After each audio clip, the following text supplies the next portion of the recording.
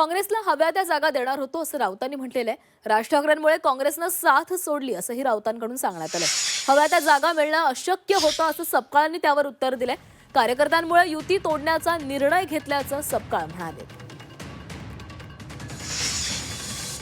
काँग्रेसचा प्रश्न आहे, एकमत का झालं नाही। आम्ही काँग्रेसला त्यांना हव्या असलेल्या जागा द्यायला तयार होतो।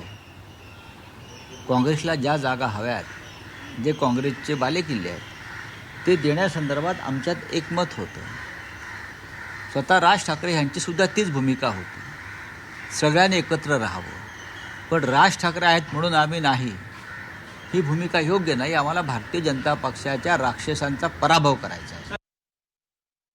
सन्मानपूर्वक पाहतो, हव्या तेवढ्या ते द्यायला तयार होते, मात्र हव्या तेवढ्या आम्हाला हव्या होत्या। आणि ही कार्यकर्त्यांची निवडणूक आहे,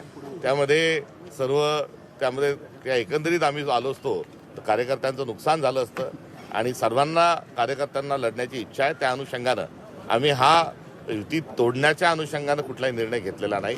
ही एक राजकीय अपरिहार्यता जी होती की कार्यकर्त्यांना न्याय दिला पाहिजे, त्या अनुषंगानं आम्ही अत्यंत सविनयपूर्वक स्वबळावर लढण्याचा निर्णय हा घेतलेला आहे।